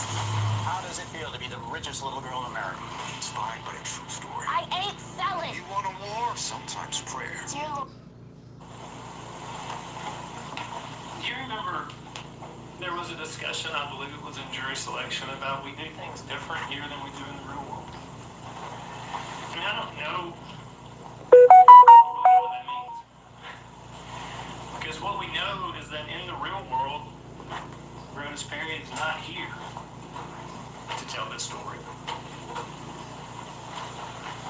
That he was shot and killed in his own home in front of his wife. And we know that Tabitha was shot while kneeling next to her husband, trying to protect him and help him and begging her to stop. You know, there's a lot of talk about reflection and judgment, cool, calm, and collected. Well, she was cool, calm, and collected enough to say, according to her, Tabitha, get out of the way. She doesn't remember anything, but she knows she didn't mean to shoot Tabitha.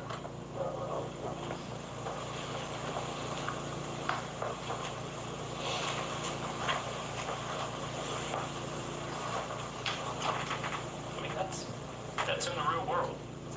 And this is hard. I know. Talking about Tabitha, it's a good time just to point out, I mean, there is transferred intent. And so we don't have to prove she was trying to kill Tabitha. Just that she was trying to kill somebody, and she was trying to kill somebody. She did kill somebody. And in that process, she shot and caused serious bodily injury to Miss Archie. So when you have a case like that, with those facts that line up perfect, I get the text, I go buy the gun, I drive to Memphis, I show up at his house, and I shoot and kill him.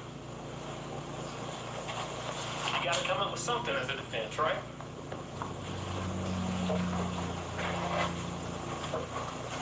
So the defense is, I'm the victim.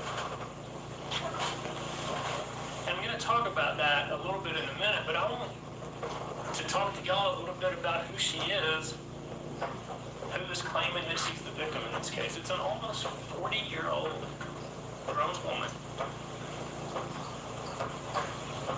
who has a doctorate degree,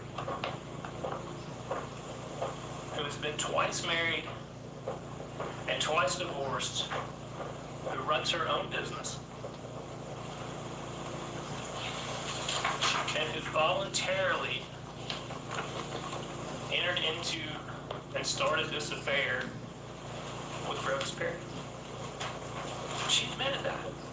I liked the way he made me feel.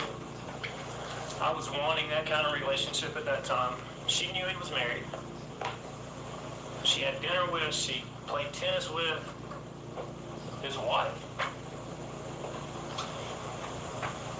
She knew that Tabitha wasn't aware of this affair.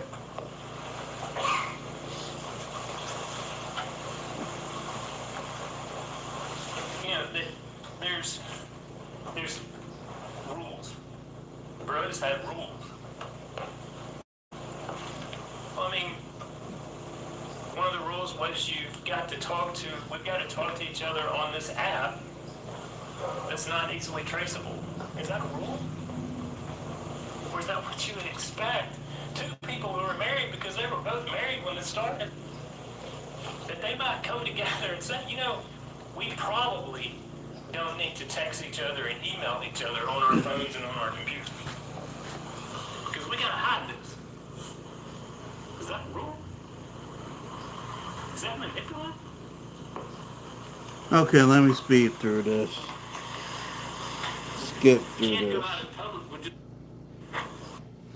What if your next social ad was on TV? You already run social ads, but what about running ads on TV? It doesn't have to be some confusing process. You can just... Well, Dr. Bidding, the defense expert, what about post-traumatic stress disorder? Did she make the criteria for that? No. No, she didn't make the criteria for post-traumatic stress disorder. Dr. Bidding, the defense expert, does potentially wanting to harm herself, does that negate intention and premeditation? Can't say that it does negate intention and premeditation. Well, tell us, Dr. Bidding, about her mental state at the time she committed this offense. I'm unable to provide an opinion about her mental state at the time she committed this offense.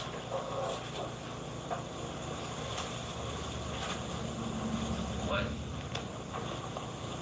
about Dr. Bidding's testimony did you find? I found helpful the fact that she said she did appear to exercise judgment just prior to this homicide. And she did appear to engage in planning in the moments leading up to this homicide.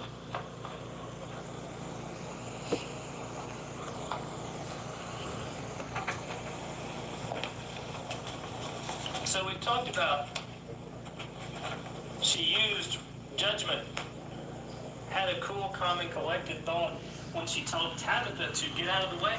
I don't want to shoot you. Dr. Bidding says she has cool, calm, and collected thoughts all day, up to the moments before the homicide.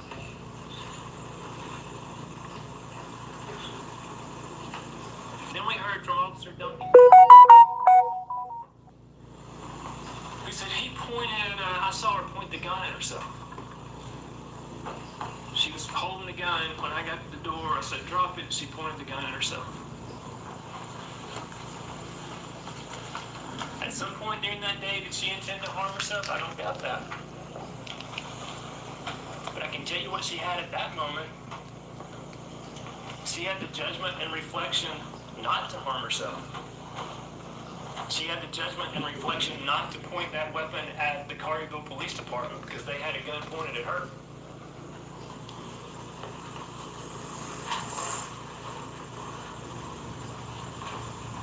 Where's the lack of judgment and reflection?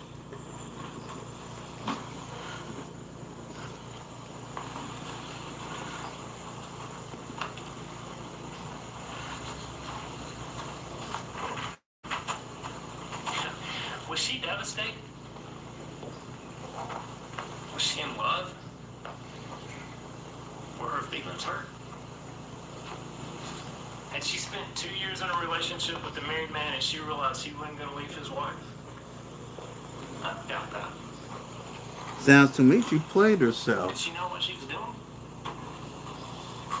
Yes. And it's unfortunate. It's unfortunate for her. It's unfortunate for Brodus Perry's family. Unfortunate for the widow of Brodus Perry. That doesn't change what happened.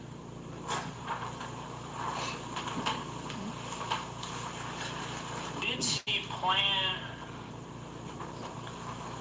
this all the way from Little Rock? And I'm going to change a little bit and talk about something different here. And I want to be very clear about what I mean when I'm doing this. I submit the proof shows that she did plan this from the time she got the text. But I want to talk about why I think that's not required. Go ahead. Give us a reason. It's impossible to know what she was thinking because we can't read her mind. Was she planning to kill Brodus and herself?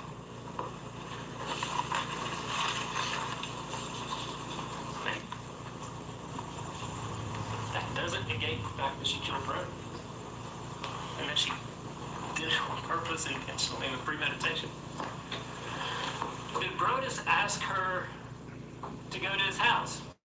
I mean, his reaction says no. The history between the two of them says no. A hidden out. You gotta have somebody with us. We went 2 years, we hadn't told her. He didn't want Tabitha to know. So the history between them indicates no. So the evidence is contrary to her description of what happened. And again, I'm going to emphasize that because I'm going to make another argument. But I want to read it. The evidence is contrary to what she describes as happening. But it really doesn't matter. She's asking you to consider voluntary. We're about to get into the verdict in the next couple of minutes. Stick around. Manslaughter. And the kind of difference is the killing resulted from a state of passion produced by adequate provocation from the alleged victim, sufficient to lead a reasonable person to act in an irrational manner. The new H2 Pro system separates clean and dirty water. The new H2 Pro from O-Cedar. Well, there's no question she acted in an irrational manner because it's hardly ever rational to point a gun and shoot a guy 7 times who's not threatening you, doesn't have a weapon, and is not even, there's not even a chance he's harming you physically. No even history of him harming you physically. So that's never a rational act. So the second part of that is very important. Because adequate provocation that makes Latasha Daniels act in an irrational manner, because she did. And all you would have to say is, there was some provocation that made me act irrationally, so I'm not guilty of homicide. I'm not guilty of murder one. It says sufficient to lead a reasonable person to act in an irrational manner. Did what happened to her, is that enough to make a reasonable person act that way? To point a loaded gun at an individual who's unarmed and not threatening you, and pull the trigger not once, not twice, not 3 times, 4 times, not 5 times, not 6 times, but 7 times.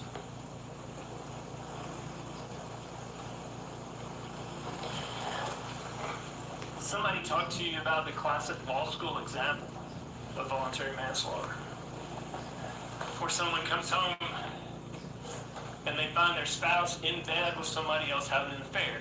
And before they have time to reflect on that or cool down, they kill them. Also the person they're having the affair with. And that is the classic law school example. Latasha Daniels doesn't fit the classic law school example. Her spouse was not having an affair.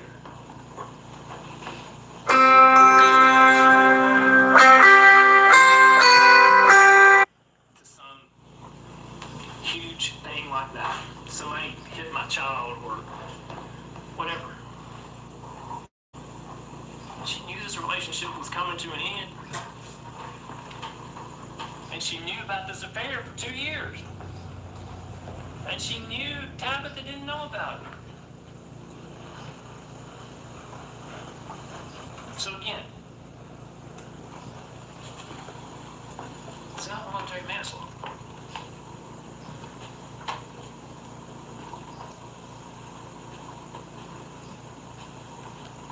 So I want to look at her story and set aside all the other evidence for just a moment. We're just gonna go ahead and get into the verdict. Let's go. Here's the verdict. Do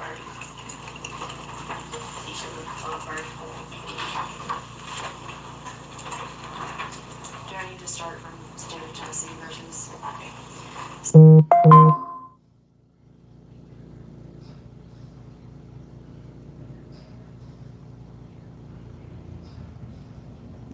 What happened?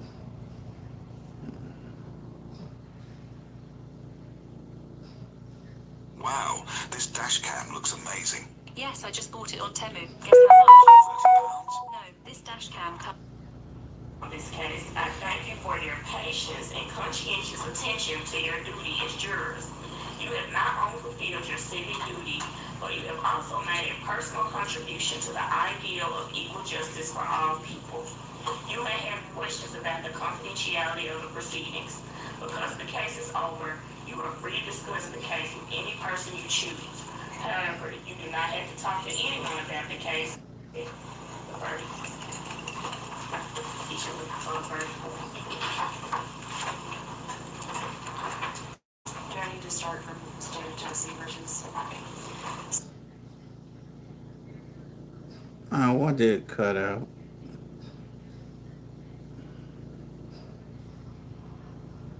Damn, the damn camera cut out. Did...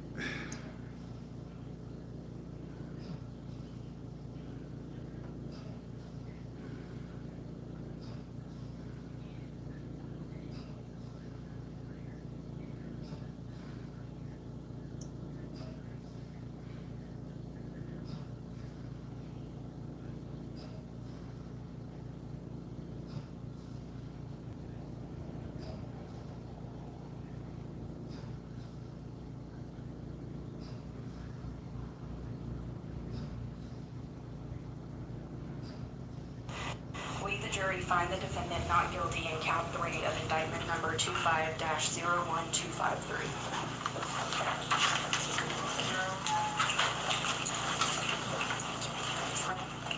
Would you like the jury poll? Yes, please. Okay. I'll start on this end. Is that your verdict? Yes. Is that your verdict? Yes. Is that your verdict? Yes. Is that your verdict? Yes. Is that your verdict? Yes. Is that your verdict? Is that your verdict? Yes. Is that your verdict? Is that your verdict? Is that your verdict? Yes. Is that your verdict? Yes. Is that your verdict? Yes. Is that your... Now that you have concluded your service on this case, I thank you for your patience and conscientious attention to your duty as jurors. You have not only fulfilled your civic duty, but you have also made a personal contribution to the ideal of equal justice for all people. You may have questions about the confidentiality of the proceedings. Because the case is over, you are free to discuss the case with any person you choose. However, you do not have to talk to anyone about the case if you do not want to. If you tell someone you don't wish to talk about it and they continue to bother you, let the court know, for we can protect your privacy. If you do decide to discuss the case with anyone, I would suggest you treat it with a degree of solemnity, so that whatever you say, you will be willing to say in the presence of your fellow jurors or under oath here in open court in the presence of all the parties. Also, if you do decide to discuss the case, please respect the privacy of the views of your fellow jurors. Your fellow jurors fully and freely stated their opinions and deliberations with the understanding they were being expressed in confidence. Again, I thank you for your willingness to give of your time away from your accustomed pursuits and faithfully discharge your duties as jurors. You are now excused. I will be back to speak with you shortly, so I'll show you excused to the jury room.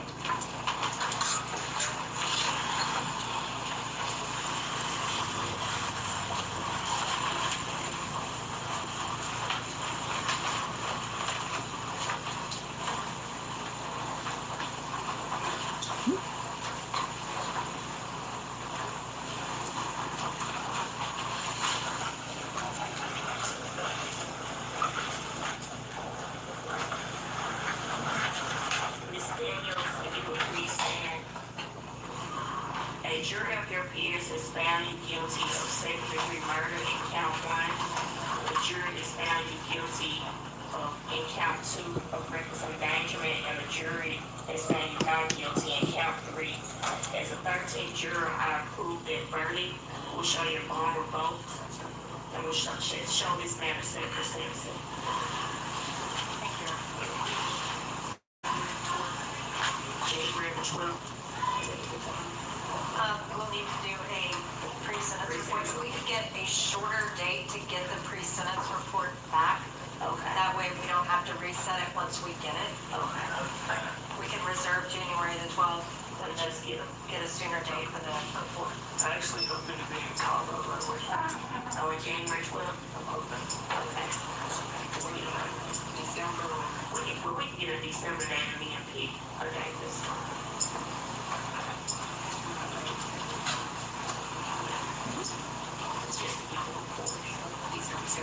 December the 17th of the day. All right, we'll show this man for sentencing on December the 17th. All right, we can show court adjourned. All right. It's on the Monday adjourned till Monday morning, 9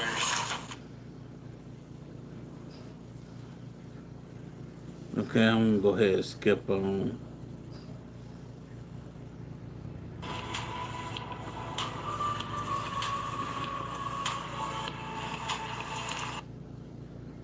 That specific incident, she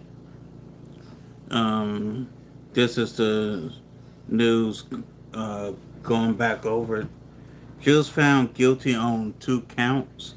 Let's get into what they have to say.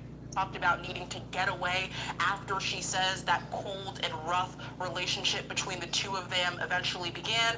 She did not specifically say what had caused that or why she felt that turn initially happened, but that was certainly a turning point for her in the emotional relationship that she testified she had between her and Perry at that time. She also discussed the events of the day of his murder, April 4th, 2019. She said that she got a text from Perry in that morning, but did not get a response until hours after that happened. She said that there was a breakup that eventually happened there that eventually made her feel worthless in this situation. We do have sound that just came from that verdict and what we were hearing read there. I want to take you to that so you can listen to it now.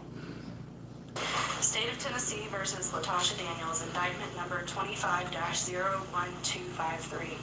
Verdict form count 1. We, the jury, find the defendant guilty of second-degree murder as included in count 1 of indictment number 25-01253.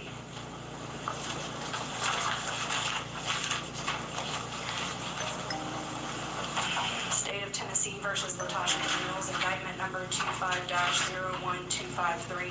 Verdict form count 2. We, the jury, find the defendant guilty of reckless endangerment as included in count 2 of indictment number 25-01253. State of Tennessee versus LaTosha Daniels, indictment number 25-01253. Verdict form count 3. We, the jury, find the defendant not guilty in count 3 of indictment number 25-01253. So there you just heard that verdict being read there. Again, LaTosha Daniels was found guilty of second-degree murder. She was also found guilty of reckless endangerment, but not guilty of the third count in this case. And again, throughout the duration of this trial, we did hear a lot of specific details about the intimate relationship that Daniels testified she had between Pastor Brodus Perry and about how specifically close they were. She went over text messages. She went over intimate other relationship details, saying that they had a sexual relationship in this case, and even talked about when they eventually broke up, how she wanted to do harm to herself, and the several hours that she spent driving to Memphis before Perry's shooting took place, before Perry was killed in that case. So again, lots of very intimate details provided there. I think a really important point to mention there is the way that they were asking about those messages, the way that they were asking about the specifics, and how she was able to convey how heartbroken she was between the time that they met, between when she says that he began acting cold-hearted to her after that intimate relationship began, and then eventually when that breakup happened and her wanting to harm herself before spending those hours driving, and eventually that shooting in April taking place. There were very specific details mentioned there. She talked about how, Daniel specifically talked about how she had not been her normal, healthy self in all of this, and that she had not really been in a good mental state for the entire day that the murder took place, which was April 4th, 2019. She also talked about she wanted to harm herself on that day as well, and had been wanting to harm herself in the days that had been leading up to this as well. So clearly we're seeing the difference between the deterioration of their relationship and when Daniels finally decided to take the drive that eventually ended in Brodus Perry being shot and killed in this instance. We did hear quite a bit again today in closing arguments from the prosecution, from the defense in this case, who talked about the extent of how she should be treated, specifically the emotional state that she was in, and how she is not completely blameless in this entire case, but that they should not have found her guilty of the charges that were being brought against her. The prosecution very starkly opposed to that, saying that heartbrokenness should not have caused this crime to happen, that emotional state should not have been something that eventually led to a pastor and a man dying in this case. And so that opposition seemed to weigh quite heavily, as we could see in the courtroom. There was a lot of a reaction that we just even saw there when that verdict was being read and eventually brought down. And people's, just the complete stoicness of the moment, people's faces, and how clearly concerned they were in this. We actually, I'm hearing that we have live now one of the attorneys in this case who is willing to speak with us at this time a little bit more. We're going to take you down to the courthouse now so you can hear from them. Have you ever wondered what the difference is in a frame that looks like this with clear glue and a frame that looks like this with red glue really is? We'll show you those differences and why these premium red glue frames actually make your prints better. There are two key differences in these shoe frames that make the premium frames last longer and print better. The first is the glue itself. This clear glue is called cyanoacrylate, which is essentially... You can hear from them. December, I don't remember what date it is. I don't anticipate that she'll be sentenced on that day. That's more just to make sure the progress of the pre-sentence report is in, and then I think we will get a date to sentence her in December, and it may be the first of the year before we actually get a sentence. And lastly, what factors do you think might have played a role in the verdict? Well, I mean, the difference between first and second degree murder is premeditation. And the jury, it seems obvious to me, that just made a determination that we had not met our burden of proof on premeditation. We had proved that it was a knowing killing of another person, but we just didn't quite get there on premeditation. And like I said, we can disagree with it and respect it at both at the same time, and that's where we are. It's not exactly what we asked for, but it's not a bad verdict. All right, that's it. Thank you, guys. Thank you.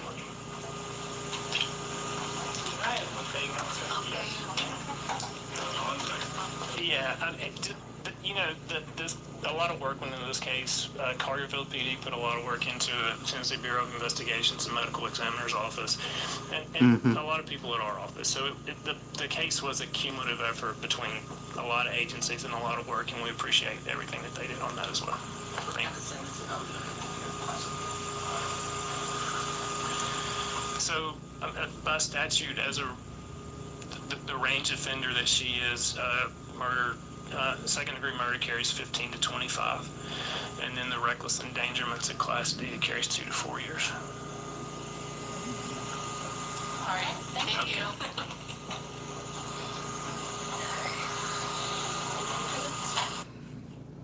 And Earlier, we just heard from an attorney of the state, their prosecution in this case, who spoke about the difference between first and second degree murder and the burden of proof that they had in this case.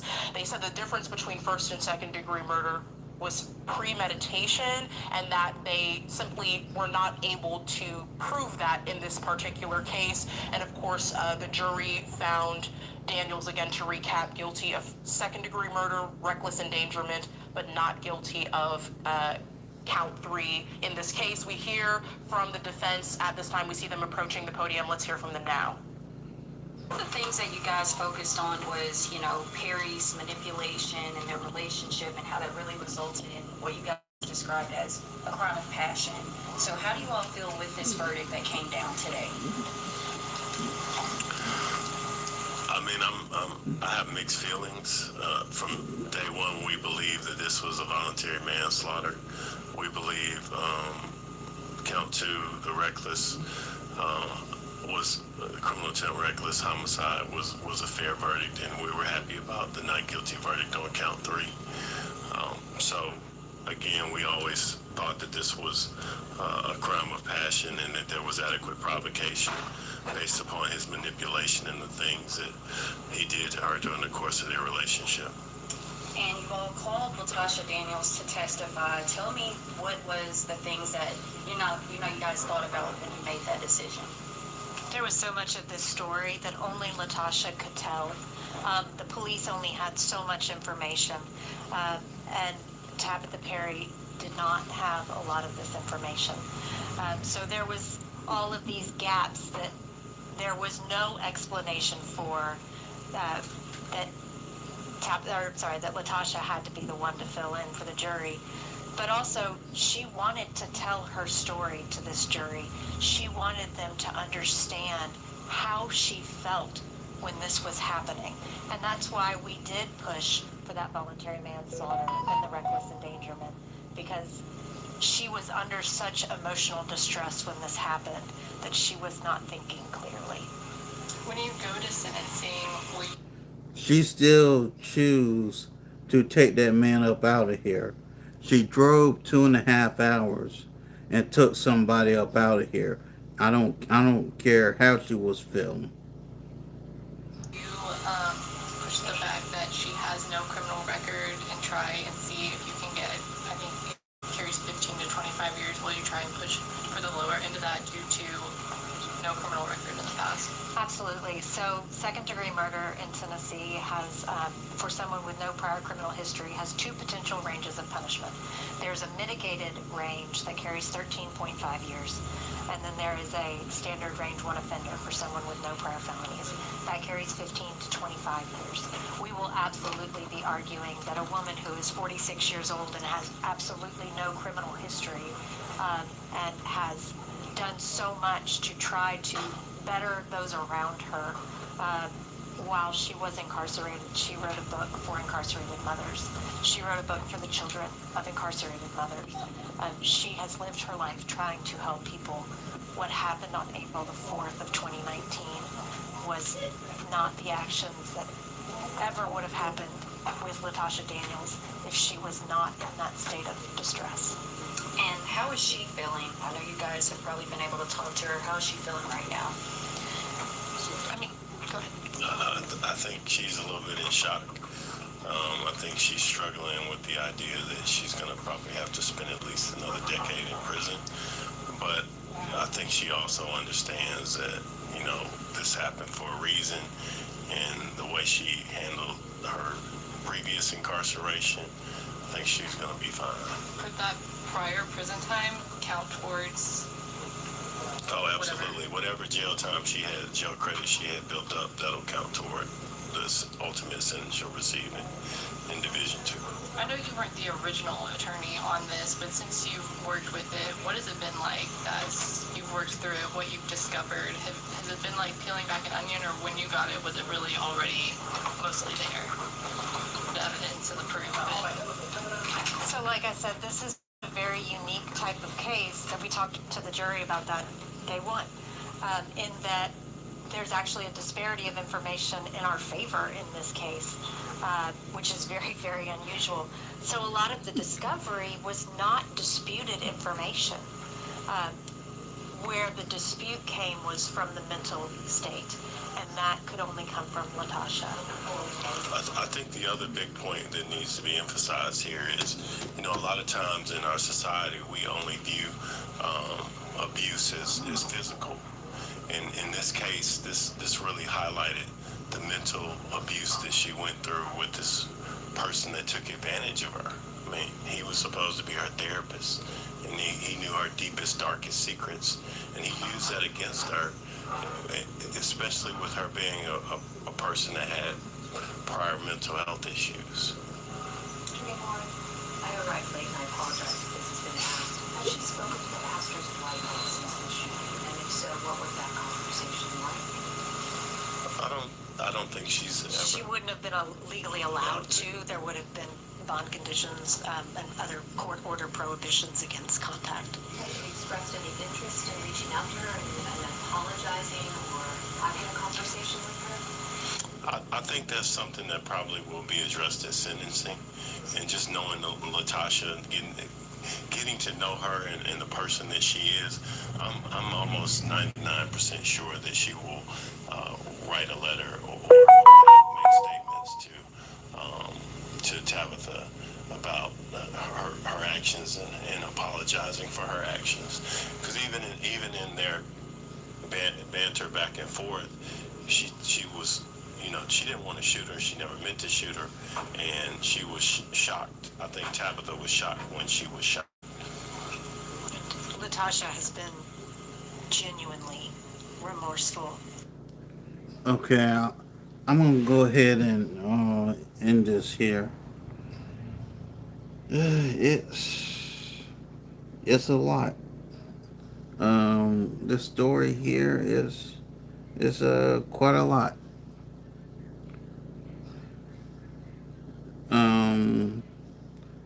To the ladies, well, to anyone, if you feel that you're quote unquote in the sunken place, please do not hesitate to get help.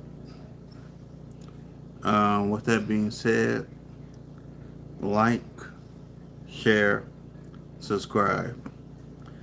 See you guys later. Peace.